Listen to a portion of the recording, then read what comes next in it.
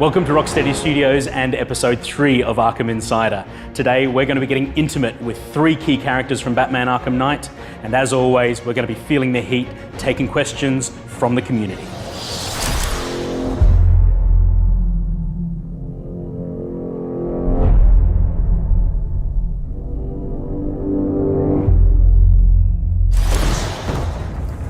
I want you to imagine a city. A city broken and crushed under our feet. Take that picture. Hold on to it. We'll make it happen.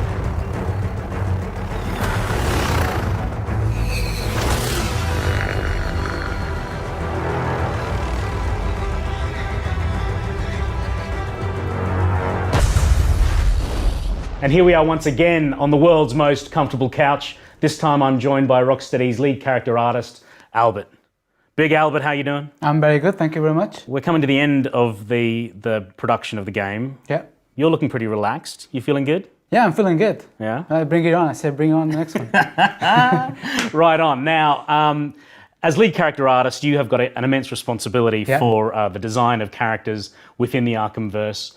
We're going to look at a few right here. The first one being the Arkham Knight, and what we know about him is he's the commander of this immense military force that has invaded Gotham City. So talk us through how the reality of his role in the game has influenced the design of him as a character. So his role in the game, ultimately, he works with Scarecrow to take down the Bat. Yeah. So his design was ultimately made just for that role. Yeah. Obviously, he's got a very military look to him. Yeah. Like he's got the antennas that reflect the bat ears. Yeah. It's kind of a mockery of the Batman. Uh-huh. He can pull it off as well. He also has this visor that has all sorts of information about what's going on in the city. Okay. You know, like It's like a heads-up display within his pretty much, visor. yeah, there's a map on the forehead. Sweet. He's got like a little other one there with all the drones are tracking everything that's happening in the city. Yeah. So that's his role. Right. And on the other hand, he's also a very military dude, right? So he's wearing this camouflage, and that's like it's being cloned to the whole of his forces. So Right. the militia forces, the soldiers have it, the tanks have it, the drones have it. Yeah. You can really tell that these guys are the Arkham Knight forces. Yeah. And that's the main trait to distinguish them. Now let's have a look at the big bad, Scarecrow. So clearly Scarecrow is the mastermind, the puppet master, Yes. the guy who's coordinating the forces of the Rogues Gallery to take down Batman as a collective force of evil. We haven't seen him since Arkham Asylum, and he didn't appear at all in Batman Arkham City. He's back in Batman Arkham Knight. How has that journey affected and influenced the character design of Scarecrow this time around? Well, Scarecrow, the message we're trying to send with this design is he's come back stronger than ever, meaner than ever. Yeah. It took ages to develop his face and the hood and the way everything works together. Like the skin is kind of melted with the rugged sackcloth, you know, Yeah. like he's got, and it's falling off with like, strings, and he's got this evil look, like almost like you cannot have a real connection with his eyes. Right. He's always keeping himself inside. Yeah. You can see he wears all the fear toxin all around him. It's like that's his armor, that's also his weapon. He kind of wraps himself in fear toxin. Yeah, and that causes so much threat, right? Yeah. Like if you take me out, well, something bad's gonna happen. Yeah. So it is very, that's pretty much it. Sweet, now let's have a look at the big man himself. Batman in Batman Arkham Knight looks like he's ready for war. Talk us through the design of the new Batsuit. Well, in a nutshell, he's ready to take out the Arkham Knight forces. Yeah. He's ready to take out the Scarecrow. And yeah, the Batsuit needs to reflect that. It needs to reflect he's more flexible, he's stronger, he can move faster, he can take all the force that it takes to glide around the city at incredible heights. So the cape has been implemented not around the rim of the cowl, but underneath the armor padding. And as you can see, the chest armor is flexible, it separates. The bat sign is still his strongest bit, as is traditional in Batman, in the Batman universe, in the Arkham games. Shoulder pads, boots, gauntlets, that's like traditional Batman. So those to the classic next level. features, but to this kind of heavily militarized level. Yeah, he needs to be heavily militarized. His design is to reflect that of the Batmobile. Yeah, because I think there's a real kind of connection and crossover between the design of the Batmobile and the design of this Batsuit that I just think marries perfectly. Yes, when we got the design from the Batmobile, we were like, we're gonna do a Batman that fits the Batmobile.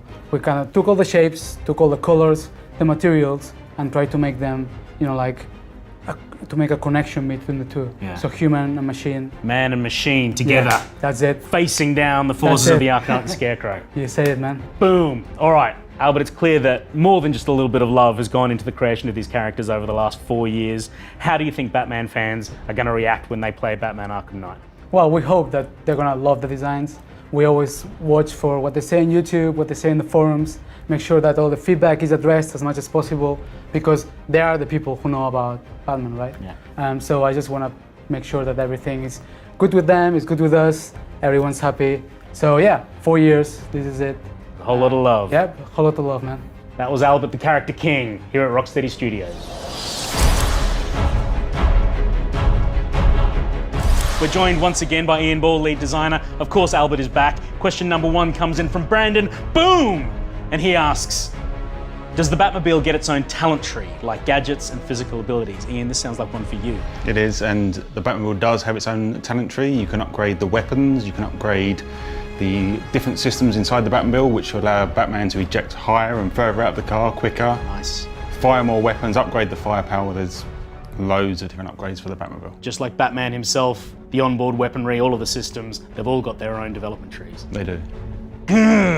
Number 2 comes in from The 10th, and they ask, what was the hardest character to adapt/design for the next gen graphics? Albert, this one's right down your street. I would say that was Poison Ivy. Okay.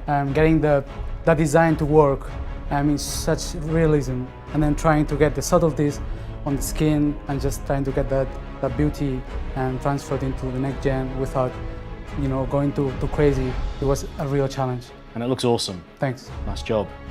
Question number 3, Headby asks, what was the design and decision-making process for the looks of the characters? Normally it starts with going to the design team and the script team, Yep. just seeing what's going on with the character, what story is behind it, what details can we get. Then we meet with the art director and we try to squeeze as many thoughts as we can, work on, like silhouettes, work on details, and then once we are hands-on, just keep on iterating through the character until the project's over, pretty much. Because you've been polishing for what feels like years now. Yeah, it's been a long process. Nice. Tagger 101 comes at us with this. How hard was it to find a balance between Batman and the Arkham Knight ability-wise, Ian Ball? Batman and the Arkham Knight are very evenly matched. It's like the immovable object and the unstoppable force. They're clashing. Batman's got the Batmobile, the Arkham Knight has got his whole military force behind him. Something's got to give, but which way is it going to go? Thank you very much for hitting us with those. We will get around to answering each and every other question that comes in as soon as we can. I wish we could do this all day long, but we can't. That's it for this episode of Arkham Insider. Let us know what you thought down in the comments, and we'll see you next time. And until then, be the Batman.